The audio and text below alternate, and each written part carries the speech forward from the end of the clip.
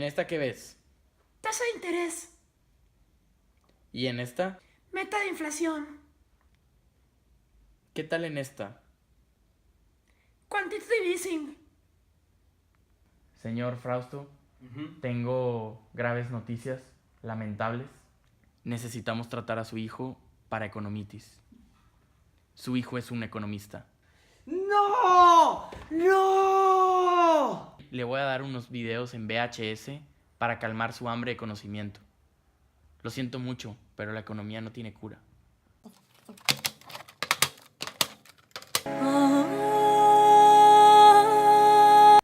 Lo que le estoy entregando aquí es la serie completa de Entendiendo cosas de economía difíciles de entender. Muchas gracias, doctor. ¡Papá! ¡Mande! Vamos a ver los videos, digo. Vamos a ver los videos. Está bien, hijo.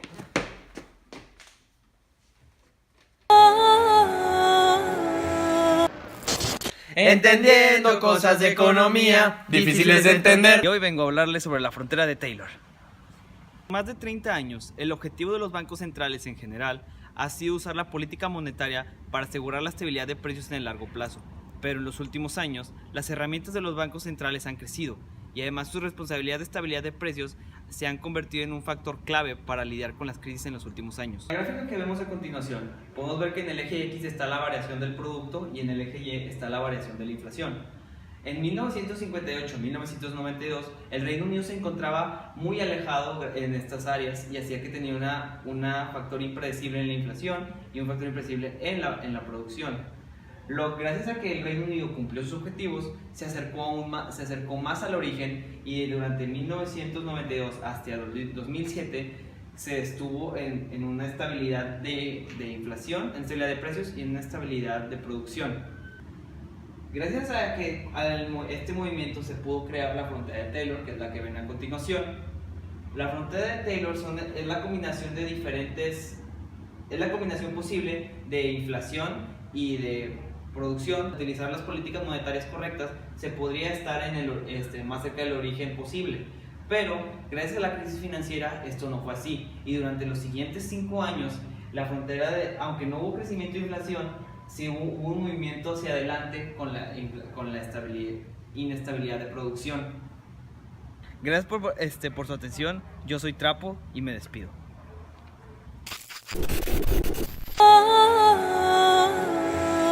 Entendiendo cosas de economía difíciles de entender. Bienvenidos. El día de hoy vamos a hablar de los bancos centrales y los instrumentos que utilizan. Los bancos centrales han sido muy innovadores últimamente después de la crisis con las herramientas que han utilizado. Por ejemplo, la exquisita medida de reducir la tasa de interés a casi 0%. Sin embargo, hay 3 pistas que nos hacen cuestionar un poco el papel del Banco Central en la economía. Primero, el quantitative easing. Segundo, el involucramiento del Banco Central en operaciones de alto riesgo. Y por último, el rediseño del margen de actuación para inyectar liquidez en el sistema bancario. Esas podrían ser operaciones de la política fiscal, ¿no creen? ¿Acaso están los bancos centrales en peligro de olvidar los límites de la política monetaria? Pero ¿cuáles son los 2 límites más importantes de la política monetaria actualmente?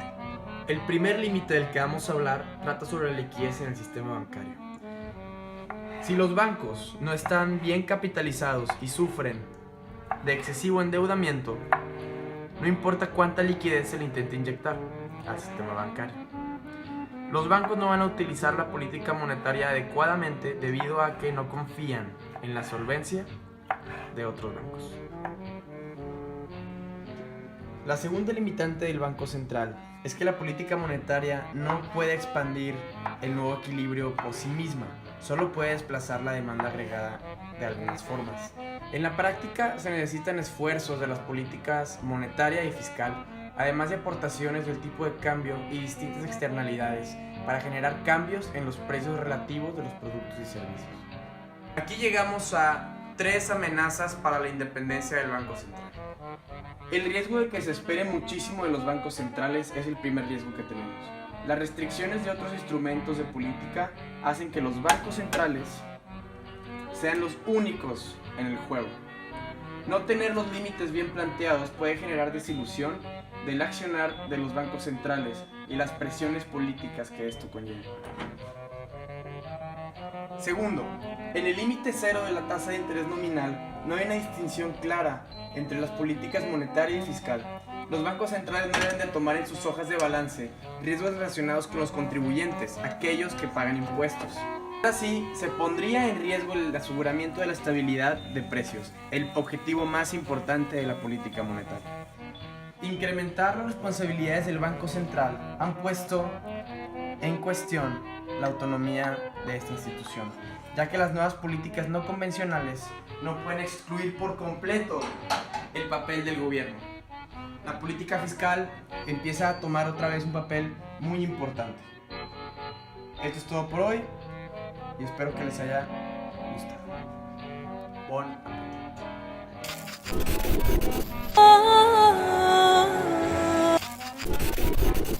Entendiendo cosas de economía difíciles de entender. Muy bien, Batman y Superman.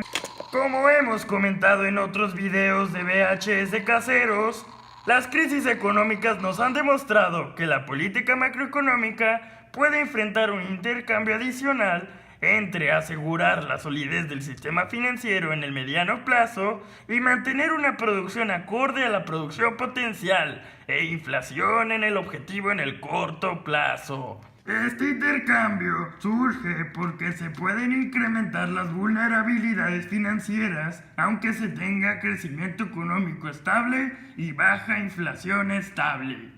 Hablemos ahora de tipos de mecanismos subyacentes que están en juego dentro de toda esta situación. ¿Alguien me puede ayudar? Yo, profesor. Muy bien, Superman. Las percepciones erróneas persistentes sobre las expectativas del poder adquisitivo pueden generar una mezcla de demanda que se vuelva insostenible. Así es, Superman. ¿Quién más me puede ayudar? Yo soy Batman. Ok, Batman. Periodos de estabilidad económica llevan a tener exuberancia en el mercado de créditos, llevando eventualmente a la inestabilidad. ¡Es correcto! Ya me calmé, alumnos. Sigamos con la clase. Choques en el mercado financiero son costosos porque sus efectos pueden ser mucho más rápidos de lo que la política económica los puede eliminar. Estos choques tienen efectos directos en la oferta potencial, creando un intercambio entre la brecha de producto e inflación. Esto quiere decir que la frontera de Taylor es peor de lo que se había imaginado cuando existen choques financieros. Si se toma el periodo actual junto con el periodo de gran estabilidad, es decir, los últimos 20 años, obtenemos una frontera de Taylor más alejada del origen, con las variaciones en la producción mucho menos respecto a las variaciones de la crisis del 2008. Esto sin existir un gran cambio en las variaciones en la inflación. ¡Ah! De la frontera de Taylor, pudiéramos dibujar una línea tangencial imaginaria que representa la restricción instrumental de la política monetaria.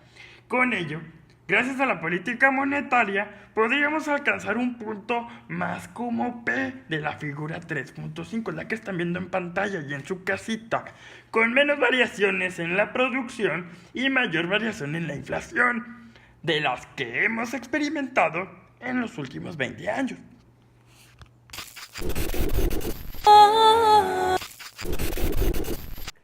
Los políticos y parlamentos deben decidir los objetivos de las políticas macroeconómicas, aunque deben de ser realistas con lo que se puede alcanzar.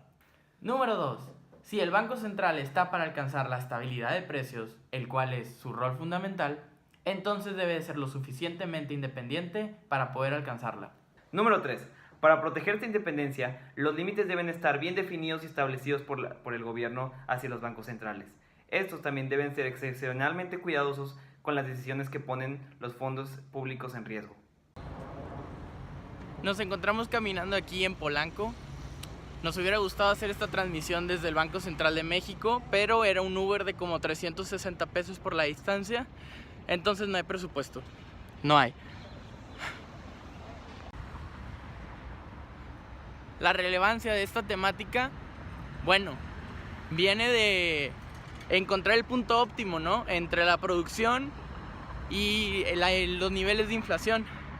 Si las economías pudieran encontrar ese punto óptimo, habría muchísima más eficiencia económica, habría menos posibilidad de tener una crisis financiera y el mercado global se vería en menos riesgo